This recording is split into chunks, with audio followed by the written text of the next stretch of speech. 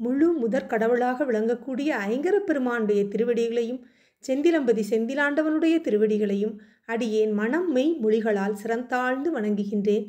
இன்று அருணகிரிநாத சுவாமிகள் அருளியுள்ள கந்தர் அந்தாதி பாடலில் 99வது பாடலினை நாம் பார்க்க இருக்கிறோம். இந்த பாடலினை பாடுவதற்கும் அதனை பொருளுணர்ந்து அறிவதற்கும் ஐங்கரப் பெருமானும் ஆறுமுகப் பெருமானும் அனைவர் கருத்திலும் இருந்து பாடலினையும் பாடலினுடைய பொருளையும் உணரச் செய்யுமாறு பணிந்து வேண்டிக் கொண்டு பாடலினை நாம் பார்க்கலாம். பாடலானது தீவினை அற்ற சினந்தீர் அகத்துண்மை தீபநந்தம் தீவினை அற்ற வனந்தாதெடுத்தனம் செந்தினை மேற் தீவினை அற்ற புனமான் கொழுநன் செழுங்கனகத் தீவினை அற்ற வடியார் கருள் பெரும் செல்வனுக்கே என்று இந்த பாடலானது அமைந்துள்ளது. இந்த பாடலில் நாம் ஒவ்வொரு அடியிலும் தீவினையற்ற என்று முதல் சொற்கள் வந்துள்ளதை நாம் பார்க்கலாம். இதனை நாம் பாடலினுடைய பொருளை உணர்வதற்கு ஏற்ப இந்த சொற்களின் பதத்தை பிரித்து மீண்டும் ஒருமுறை இந்த பாடலினை நாம் கூறி பார்க்கலாம். தீவினை அற்ற சினந்தீர் அகத்துள்மை தீபநந்தம் தீவினை அல்தவ நந்தாது எடுத்தனம் செந்தினை மேல் தீவினை அற்ற புனமான் கொழுநன் செழும் கனகத் தீவினை அற்ற அடியார்க்கு அருள் பெரும் செல்வனுக்கே என்று இந்த பாடலினுடைய சொற்களை பதம் பிரித்து பொருள் கொள்வதற்கு ஏற்ப அமைத்து கொள்ள வேண்டும். இனி இந்த பாடலினுடைய ஒவ்வொரு சொற்களுமாக ஒவ்வொரு வரிக்கும் அடுத்து முழுமையான பொருளையும் நாம் பார்க்கலாம். முதல் அடியில் அமைந்துள்ள சொற்கள் தீவினையற்ற சினந்தீர் அகத்துள் மெய் தீப நம் தம் என்று அமைந்துள்ளது. இதில் தீ என்ற முதல் எழுத்திற்கான பொருள் அக்னி தேவனை குறிக்கிறது. இந்த அக்னியானவன் வினை அற்ற என்பது அக்னியினுடைய செயல் சுடுகின்றது, தகிக்கின்ற, வெப்பத்தை தரக்கூடிய செயல். அது மிகவும் சுடுகின்ற தன் செய்கை அற்ற வினை, அதனுடைய வினை சுடுகின்ற வினை, அந்த வினை அந்த செய்கை அற்றது போல சினம் தீர் சினம் கோபம் அணிந்த தீயானது மிகவும் சுடுகின்ற தன்மையுடையது.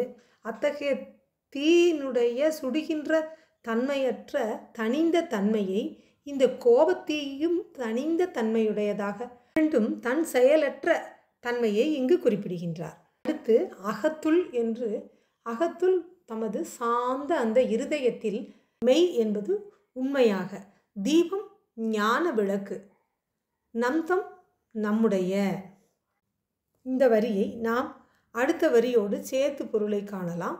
அடுத்த வரியில் தீவினை அல்தவ நந்தாது எடுத்தனம் செம் திணை மேல் என்று அமைந்துள்ளது. இரண்டாவது அடியினுடைய முதற் சொல் தீவினை. இந்த தீவினை என்பது நல்வினை தீவினைகளாகிய கண்மத்தை குறிக்கிறது.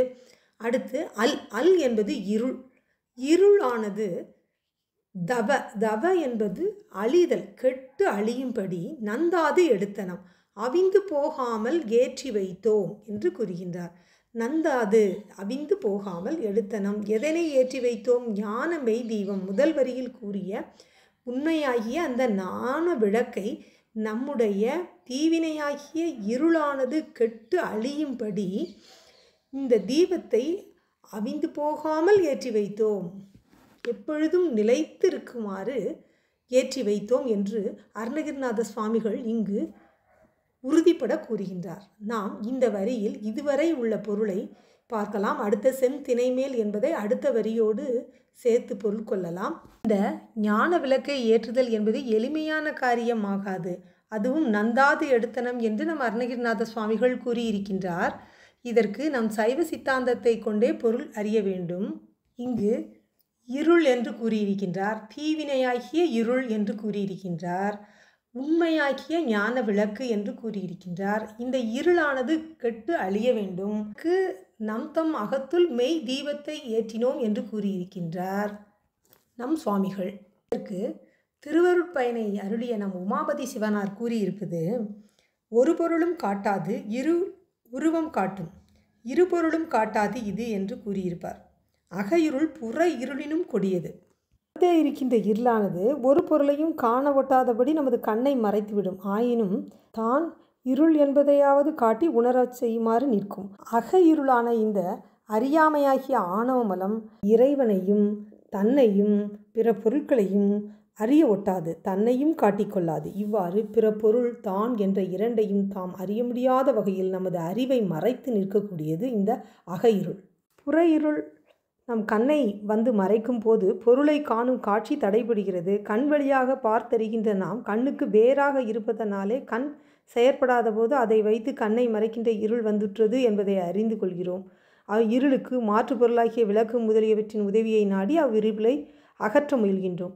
புற இருளை உணர முடிவதனாலேயே இதனை நீக்குகின்ற முயற்சியையும் நாம் எடுக்கின்றோம். அதனாலேயே உமாபதீஸ்வரனார் இருள் உருவம் காட்டும் என்கின்றார். புற இருளோ உயிருக்கு வேறாக இருக்கின்ற இந்த கண்ணால் காணக்கூடியதை தான் மறைக்கின்றது. அக இருளோ அதாவது ஆணவமோ உயிர் அறிவை மறைக்கின்றது. இதற்கு அறியாமையை உண்டாக்குகின்றது. உயிர் தனது அறிவில் உள்ள மறைப்பினை சிறிதும் உணர முடிவதில்லை.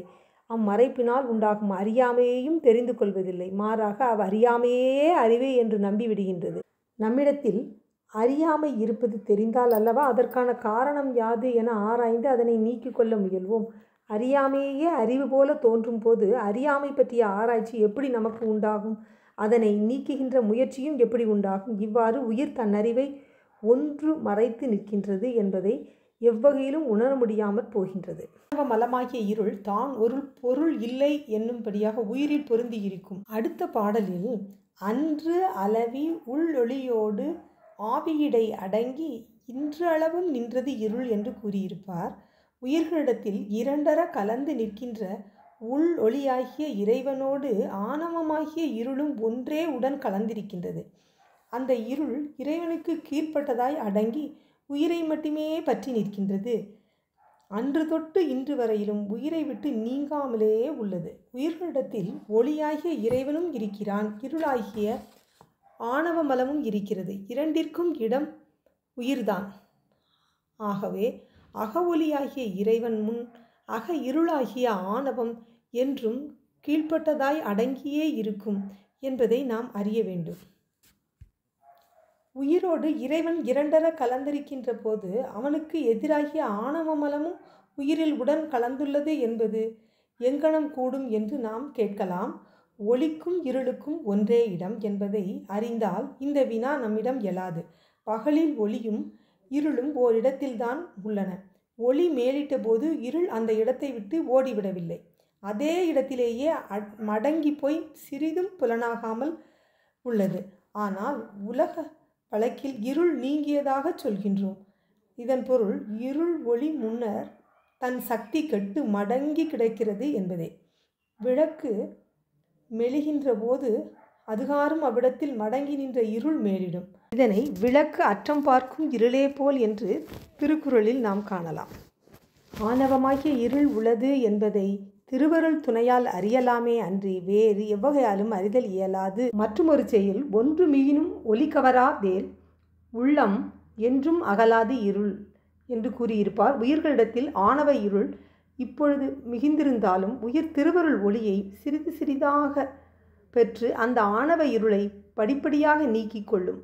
அங்கனம் இறைவனது திருவருள் ஒளியை உயிர் உணரவில்லை என்றால் ஆணவ இருளினின்றும் அது என்றுமே விடுபடாது போகும். உயிரின் பக்குவ காலத்தில் ஆணவம் நீங்கக்கூடியது என்பதை இங்கு கூறுகின்றார்.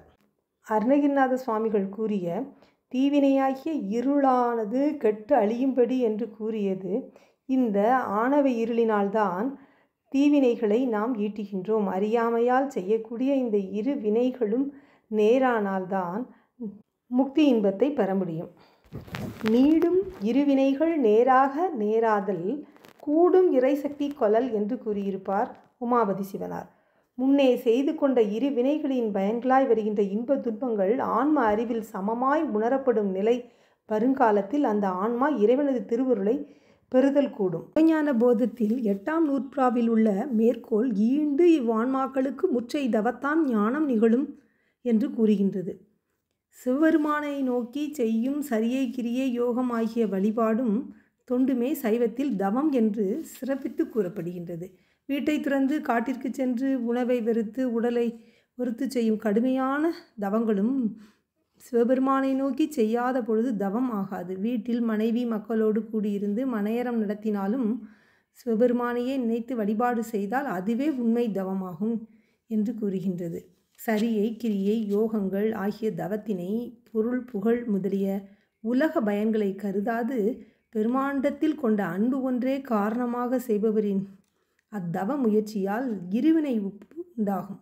நல்வினையின் பயனாகிய இன்பத்தில் விருப்பும் தீவினையின் பயனாகிய துன்பத்தில் விருப்பும் கொள்ளாது அவற்றால் உள்ளம் வேறுபடாது இரண்டையும் ஒன்று போல கருதி அவற்றின் மேல் பற்று செய்யாது நிற்கும் உணர்வே இருவினை ஒப்பு எனப்படும். இருவினை ஒப்பு வரப்பெற்றோர் உலகியலில் இச்சையின்றி இருப்பர், ஓடும் செம்பனும் ஒன்று என்று நோக்குவார்கள். இருவினையொப்பு நிகழவே வினை நீங்கும், வினைகள் நீங்கவே உயிரறிவு உள்ளவாறு விளங்கும், உணர்த்தியதனை உணர்த்தியவாறே உணரும் தன்மையை பெறும், உணர்த்தியதை உணர்த்தியவாறு கொள்ளும் அறிவு நிலையே உயிரினது பக்குவம் எனப்படுகின்றது. இதுவே ஞானத்தை உணர்தற்கு ஏற்ற பருவம். எனவே இருவினையொப்பு வரும் காலமே உயிருக்கு ஞானம் வரும் காலம் என்பதை நாம் அறிந்து கொள்ள வேண்டும். பக்குவம் உறாத பொழுது உயிருக்குயிராய் உள்ளே மறைந்திருந்து அதன் அறிவை வளர்த்து வந்த இறைவனே இப்பொழுது அவ்வுயிரின் பக்குவ நிலையையும் ஞானத்தை பெறுதலில் உள்ள வேட்கையையும் பார்த்தருளி ஞானாசிரியராக எழுந்தருளி முப்பொருள்களின் இயல்பையும் அறிவுறுத்துவார். பொருளின் இயல்பு முற்றும் உள்ளவாறு விளங்குதலே ஞானமாகும். அவ்வாறு ஞானம் விளங்கிய பொழுது அவ்வுயிர் அசத்தை அசத்து என்று கண்டுகளித்து சத்தாகிய சிவத்தோடு கூடி இன்புறுதலாகிய முக்தி நிலையை பெறும். முத்திக்கு சாதனம் ஞானம், ஞானமாகிய சாதனத்திற்கு சாதனம் சரியை முதலிய தவங்கள்.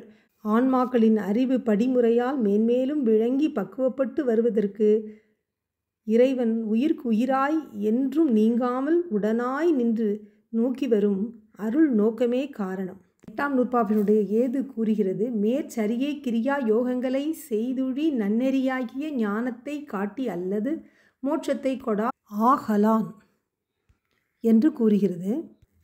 அதாவது முற்பிறப்புகளில் சரியை கிரியை யோகங்களை முறையே செய்து முடித்தால் அவை ஞானத்தை காட்டி அந்த ஞானத்தின் வழியாக மோட்சத்தை கொடுக்குமே அன்றி தாமே மோட்சத்தை கொடுக்காது என்று கூறுகின்றார். ஞானசம்பந்த பிள்ளையாருக்கு இப்பிறப்பில் ஞானம் நிகழ்ந்தமைக்கு காரணம் அவரது முன்னை தவமே ஆகும்.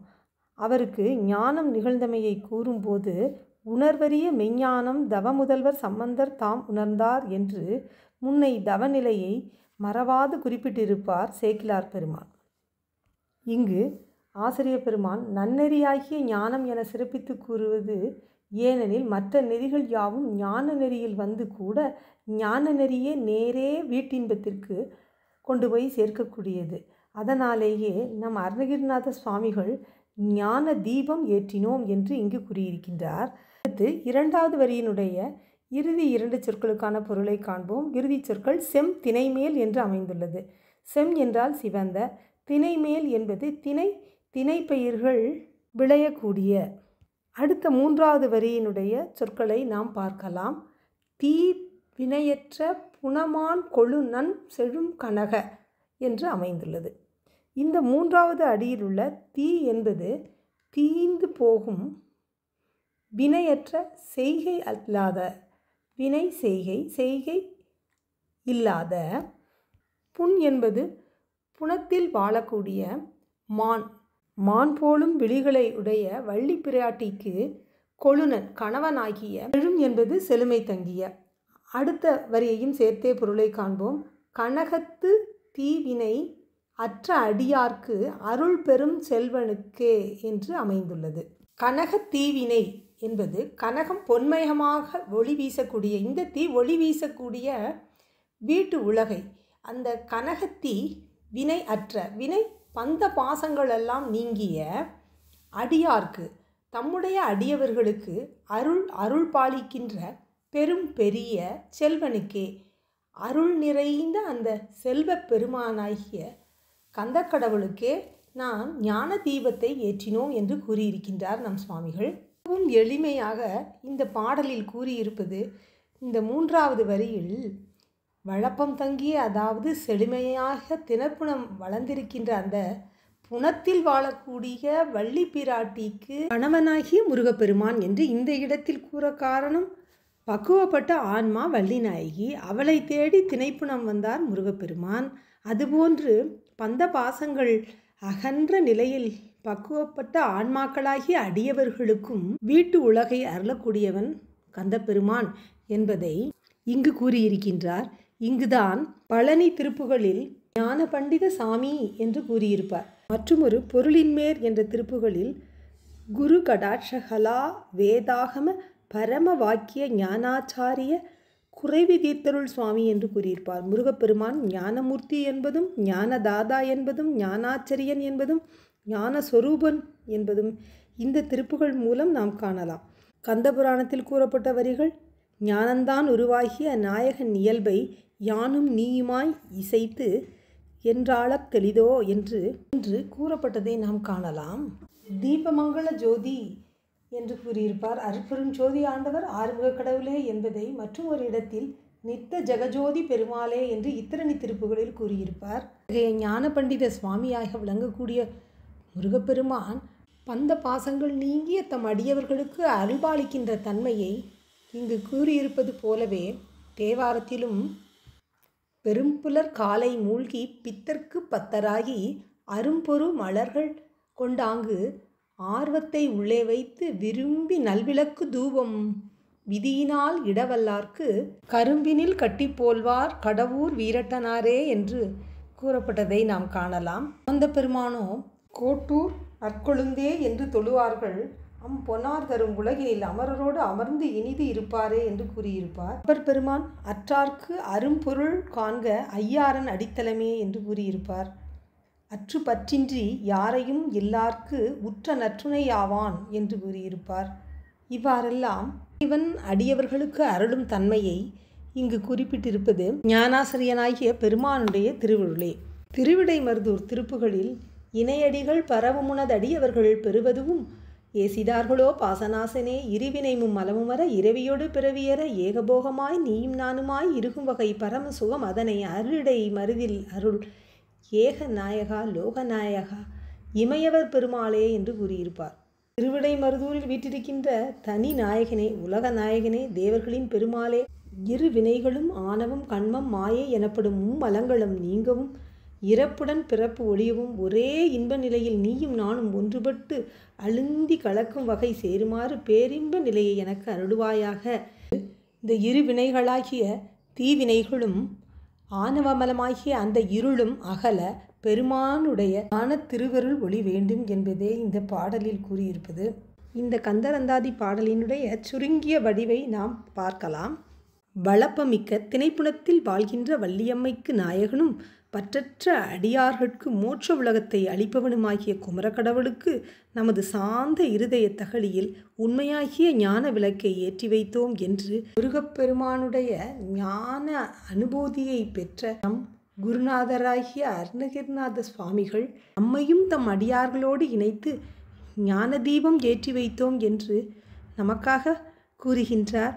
நாமும் நம்முடைய கோபமற்ற சாந்த இதயத்துள் ஞானாகரனாகிய முருகப்பெருமானுடைய திருவருளை வேண்டியும் ஞான தீபம் ஏற்றவும் வீட்டின்பம் அடையவும் முருகப்பெருமானுடைய திருவடி பணிந்து பாடலினை நிறைவு செய்வோம்.